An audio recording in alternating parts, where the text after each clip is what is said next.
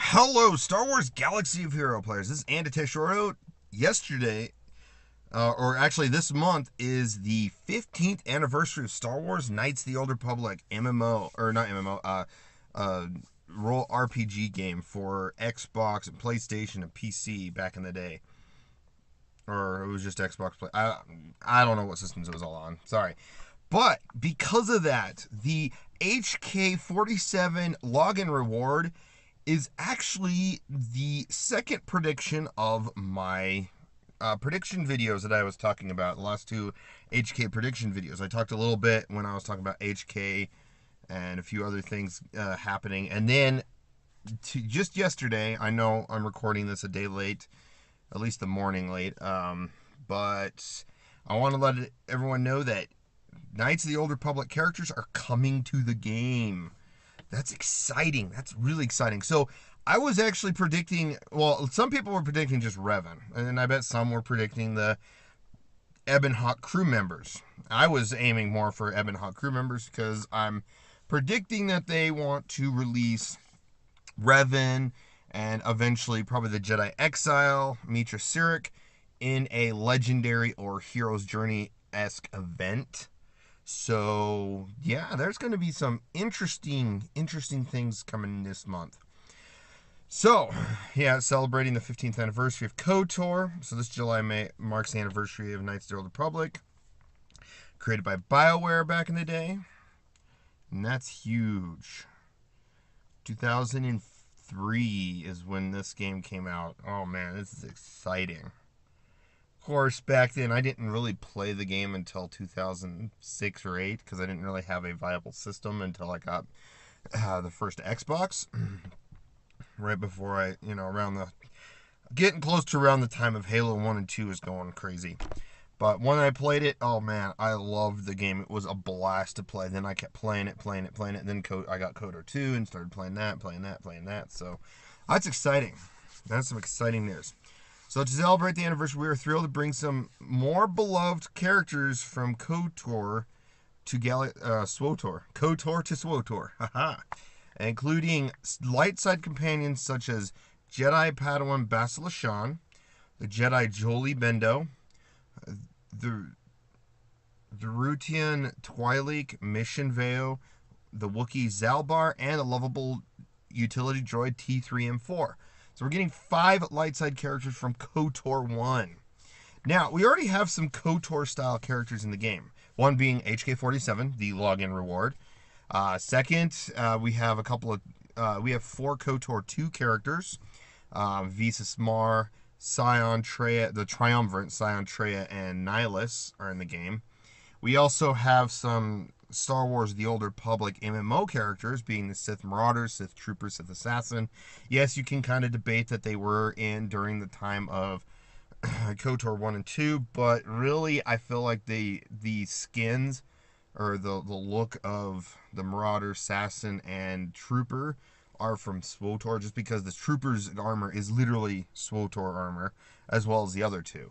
So, you know, do what you will with that. But, yes, so we already got a couple of characters from KOTOR 2.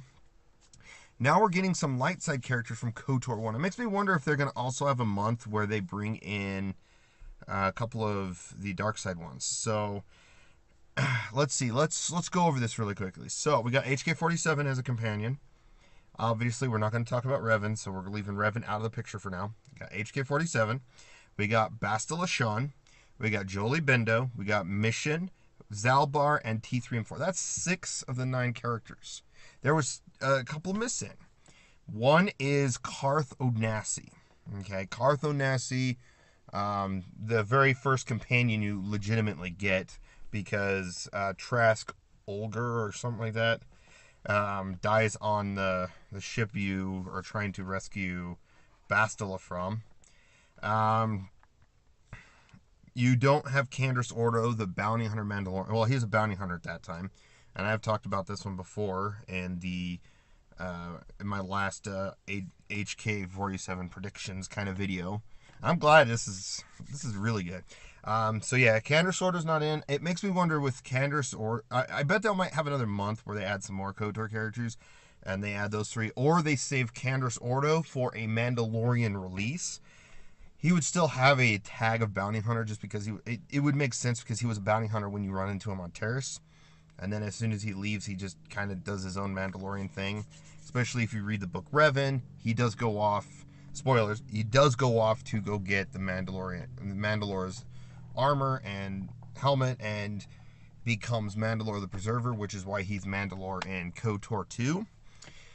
And then finally, we are missing a third, which is another Jedi, which this one I'm surprised is not in the list.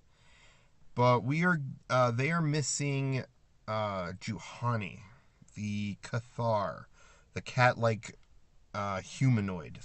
So there's 3 characters they have yet to release for the Ebonhawk crew, or Revan's companions. I don't know what their tag is going to be, other than, obviously, I feel like Mission and Zaalbar are going to be obviously scoundrels. Will we see the Wookiee tag with Zaalbar? Don't know. T3M4 obviously will have a droid tag. Jolee and Mission will have Jedi tags. And yeah, so we'll see what is what in the near future. Will they also have a unique tag that they work together? Because they kind of technically have that kind of crew of working together, which is why I want to call it the Ebonhawk crew. Or, whatever they decide to name the proper tag for it. But yeah, that is probably the biggest, I feel like it's one of the biggest things we have coming in. We also have a phenomenal quality of life update that everyone's been asking for, and they were just working on finalizing it. Took it a while, but we are finally getting mod management. I'm personally, I'm glad they're doing this because I'm going to start playing around with it. But me personally, I think I've only moved mods from characters here and there. I don't, with Arena, I do move mods from time to time, but I've only, because I wanted to try as fast mods as possible on my Darth Maul. Speaking of Darth Maul, let's see if I can get, here's a picture here of what some of it's going to look like. Obviously, I will say other game changers will have better quality videos and stuff like that, just because of reasons I am going to cover in another video about my current YouTube channel. But going with it though, I wanted to try Darth Maul in the arena. Currently, I tried it around 2 months ago, and once I finally Zeta'd Maul, and unfortunately, I faced against a Commander Luke team, which everyone counters when you have Darth Nihilus AoE. So yeah, but I'm right now sticking with the Palpatine Vader team that I'm running. So yeah, but yeah, you could start, auto assigning mods to characters, which is kind of nice. Let's see, which is really nice. They're also allowing for mod loadouts, which a lot of people have been kind of asking for. They're also, what's interesting is they're also improving some stats that are not that good, like defense. Probably they're going to work with critical avoidance and accuracy and a few other different ones, but speed's going to stay the same from what I've heard so far. I'm not going to read all this information, but for the most part, I'm kind of showed the pictures of what's going on. But yeah, you get loadouts, which, oh, there we go. You get loadouts of the character. Like you can see, this arrow is on this Magma Trooper. This one's on Rex. This one's on Super Commando, Han Solo, etc. So yeah, this is really interesting. We're getting a improvement to mod management, and they don't have a definitive release for any of this content yet, but they're still working on it. More is they also are adding slicing. So first off, I want to show you different colors. Look at that, different colors, but they're all level 15. Yes, the coloration is going to stay. So if you get a white mod, you will now be able to see, first off, you're going to be able to see the stats you get. So if you get a speed, you have a chance. You better keep it still as a white mod, because there's also slicing where you're going to get a through the, I guess, Cantina battles and Cantina or not canteen. I'm sorry, mod battles and all those battles that you actually use Cantina energy for. You actually are able to get this gear piece to slice these, so you can get a white gear to gold gear, because once you get a certain gold gear, like you get a gold gear from 1 to 15, it stays that. But you get a green one. It used to go all the way to gold, so you could never, determine which one was rarer than the others. Now it's going to determine that just because of the coloration. They will stay the same all the way to 15, but you can splice them or slice them, whatever you want to call it. It's right now obviously called slicing, but some people will probably call splicing.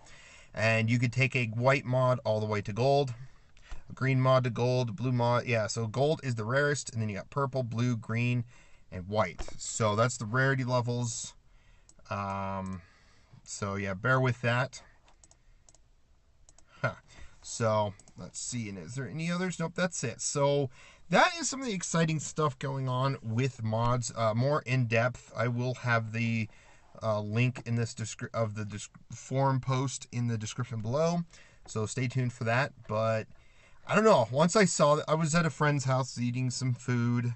It was kind of a extra July 4th kind of event. Also, happy 4th of July to those that I missed. I didn't do any videos really on that day.